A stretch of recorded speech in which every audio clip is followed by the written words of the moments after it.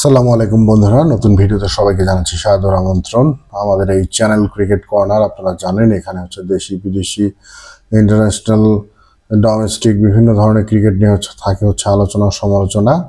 আজকের আমাদের আলোচনার বিষয়বস্তু হচ্ছে, আপনারা জানেন সাম্প্রতিক সময় বিশ্বকাপ শেষ হয়েছে, টি-20 বিশ্বকাপের শেষেই ভারত সফর করছে জিম্বাবুয়ে, যেখানে তারা 5 ম্যাচের টি-20 সিরিজ খেলবে স্বাগতিক জিম্বাবুয়ের সাথে। হারারে স্পোর্টস ক্লাব মাঠের ম্যাচগুলো অনুষ্ঠিত হবে এবং ভারত কিন্তু তাদের প্রথম সারির দল কিন্তু সেখানে পাঠায়নি, দ্বিতীয় সারির দল পাঠাচ্ছে, যেখানে শুভমান গিলকে অধিনায়ক করে পাঠানো হচ্ছে দলটি, এবং যেখানে তরুণ ক্রিকেটার এবং আইপিএল থেকে যারা ভালো করছেন সেই প্লেয়ারদের নিয়ে এবং ভবিষ্যতে টি-20 দলকে মাথায় রেখে কিন্তু ভারত দল ঘোষণা করেছে এবং তাদের দল পাঠাচ্ছে।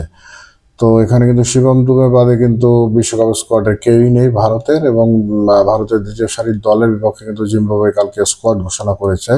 তারা কিন্তু মোটামুটি ফুল স্ট্রেংথের দল ঘোষণা করেছে আমি বলবো, কারণ তাদের কিন্তু আপনারা জানেন সাম্প্রতিক সময় বাংলাদেশ সিরিজের পরেই কিন্তু তাদের মেইন অলরাউন্ডার বা ব্যাটসম্যান যাকে বলা হতে পারে শন উইলিয়ামস, তিনি কিন্তু টি-20 ক্রিকেট থেকে অবসর নিয়েছেন। তার বিদায়ের পরে কিন্তু ক্রেগ আরবানে অফ ফর্ম ছিলেন, তাকে কিন্তু এই স্কোয়াডে রাখা হয়নি। তিনি কিন্তু ওয়ানডে ফরম্যাটে ক্যাপ্টেন, তার অভাবটা কিন্তু কিছুটা হলেও কিন্তু এই সিরিজে বোঝা যাবে। তার জায়গায় কিন্তু ইয়াং ব্যাটসম্যান ডিওন মায়ার্সকে কিন্তু নিয়ে এসছে জিম্বাবুয়ে। তিনি কিন্তু প্রায় 3-4 বছর দলে ছিলেন না পড়াশোনার কারণে। তার গ্রাজুয়েশন কমপ্লিটের হওয়ার পরপরই কিন্তু তিনি স্কোয়াডে ঢুকে গিয়েছেন এবং ডোমেস্টিক ক্রিকেটে ভালো করছেন। এবং ওপেনিংয়ে কিন্তু জয়লর্ড গাম্বি লাস্ট যে সিরিজে তিনি ছিলেন সেখান থেকে কিন্তু তাকে ছেড়ে ফেলা হয়েছে এবং তার জায়গায় কিন্তু ইনোসেন্ট কায়াকে নিয়ে আসা হয়েছে এবং মুসলিম মাদবেরে টপ অর্ডারে ফিরেছেন নিষেধাজ্ঞা কাটিয়ে। তার এবং ব্র্যান্ডন মাহমুদের বিপক্ষে কিন্তু একটা এলিগেশন ছিল, সেই এলিগেশনের শাস্তি পাওয়ার পরে কিন্তু তারা দলে ফিরেছেন। এছাড়া ওপেনিংয়ে তাদিন এসে মরুমানি কিন্তু টিকে গেছেন, সাম্প্রতিক সময় ডোমেস্টিক ক্রিকেটে ভালো করছেন, যদিও ইন্টারন্যাশনাল ক্রিকেটে তিনি খুব একটা নিজেকে মেলে ধরতে পারছেন না। যদিও ইয়াং ক্রিকেটার, তাকে কিন্তু দলে রেখেছে জিম্বাবুয়ের সিলেক্টররা। এছাড়া ব্রায়ান বেনেট রয়েছেন, এখন জিম্বাবুয়ের আসলে তরুণ ক্রিকেটের মধ্যে সবচেয়ে উজ্জ্বল নক্ষত্র বলা হতে পারে ব্রায়ান বেনেট, তাকে রাখা হয়েছে।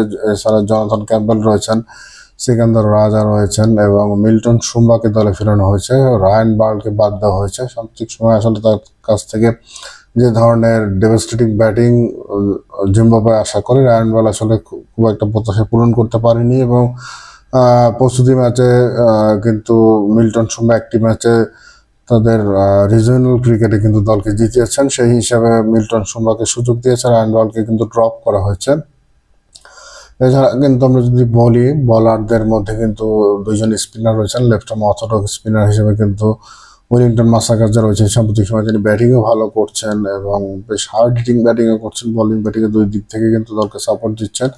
এছাড়া ব্র্যান্ডন মাহমুদও ফিরেছেন, লেগ স্পিনার, তার কাছ থেকে ভালো সার্ভিস আশা করে যে দল। এছাড়া 5 জন সিমার কিন্তু তাদের এই দলে রয়েছে, অর্থাৎ মূল সিমার 3 জন। টেন্ডাই চাতারা দীর্ঘদিন পর দলে ফিরেছেন। রিচার্ড নাগারাভা কিন্তু কিছুটা ইনজুর্ড রয়েছেন, যে কারণে হয়তো প্রথম 2 ম্যাচ তিনি মিস করতে পারেন, যে কারণে কিন্তু চাতারাকে ইনক্লুড করা হয়েছে সিনিয়র ক্যাম্পেইনার, সেই হিসাবে কিন্তু তাকে স্কোয়াডে রাখা হয়েছে। এছাড়া ব্লেজিং মুজারাবানি রয়েছেন নতুন বলের জন্য। এছাড়া সুইমিং অলরাউন্ডার হিসেবে লুক জঙ্গই রয়েছেন, টি-20 স্পেশালিস্ট। এছাড়া ফারাজ আকরাম সাম্প্রতিক সময় কিন্তু বাংলাদেশ সিরিজে গিয়ে ব্যাটিংয়ে কিছুটা ভালো পারফর্ম করেছেন, যদিও বোলিংয়ে এক্সপেন্সিভ বোলিং করছেন।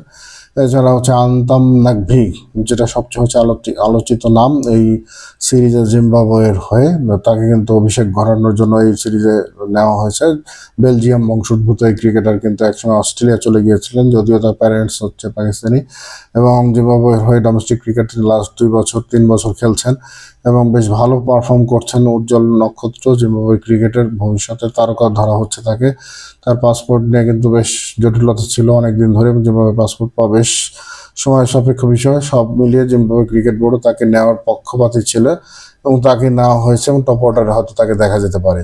তো সে কি ধরনের পারফর্ম করে সেটাও দেখার বিষয়, এবং যে ধরনের আন্তাম নাকভির ডোমেস্টিক পারফরমেন্স, যে ধরনের অ্যাভারেজ কিন্তু ফার্স্ট ক্লাসে কিন্তু লাস্ট ইয়ার কিন্তু 300 করেছেন। তো সব মিলিয়ে কিন্তু তার প্রতি একটা হাই এক্সপেকটেশন রয়েছে, তিনি যদি টিকে যেতে পারেন। নেক্সট অনেকে বলছে সিকান্দার রাজা কিন্তু তার মধ্যেই অনেকে কিন্তু দেখতে পাচ্ছেন। তো সবকিছু মিলিয়ে জিম্বাবুয়ে এবং ইন্ডিয়া সিরিজ, যেহেতু ইন্ডিয়া সেকেন্ড টায়ারের টিম আসছে, সব মিলিয়ে কিন্তু একটা হাড্ডাহাড্ডি লড়াই হতে পারে। যদিও জিম্বাবুয়ে কিন্তু তাদের ফুল স্ট্রেংথের প্লেয়াররা নামায়নি।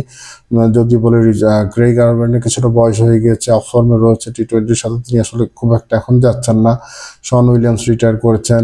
তারপর রায়ান বার্গকে কিন্তু তারা আসলে সুযোগ দিতে পারতো। মিল্টন সুম্বাকে সুযোগ দেওয়াটা কিছুটা, অনেকে বলছেন যে কিছুটা তার প্রতি আনফেয়ার হয়ে গিয়েছে। এবং জিম্বাবুয়ে আপনারা কি জানেন, শ্বেতাঙ্গ কৃষ্ণাঙ্গ কোটা বলতে একটা অদৃশ্য কোটা কিন্তু এখানে রয়েছে। অর্থাৎ যে শ্বেতাঙ্গ ক্রিকেটাররা আসলে 4-5 জনের বেশি সুযোগ পান না। এটা একটা অলিখিত কোটা হিসেবে প্রচলিত রয়েছে সাউথ আফ্রিকার ক্রিকেটের মতো। যদিও এটা আসলে বাস্তবিক পক্ষে হচ্ছে জিম্বাবুয়ে ক্রিকেট থেকে এটার কোনো ধরনের স্টেটমেন্ট পাওয়া যায়নি। এবং তারা কিছুদিন আগে কিন্তু এটা তাদের জেনারেল ম্যানেজার জিম্বাবুয়ে ক্রিকেট বোর্ডে তিনি কিন্তু একদম ডিরেক্ট বলে দিয়েছেন যে এখানে আসলে কোটা সিস্টেম বলতে কিছু নেই। এবং ব্র্যাড ইভান্সের মতো কিন্তু অলরাউন্ডার বা সুইমিং অলরাউন্ডার ইনজুরি থেকে ফিরেও কিন্তু ডোমেস্টিক ভালো করে কিন্তু দলে কিন্তু নেই, তার আগে তাকে ফিরিয়েছে। যাই হোক, সব মিলিয়ে ভালো, মোটামুটি ভালো স্কোয়াড তারা করেছে। এবং ইন্ডিয়াও যেহেতু সেকেন্ড টায়ারের টিম আসছে, হাড্ডাহাড্ডি এক লড়াই হতে পারে।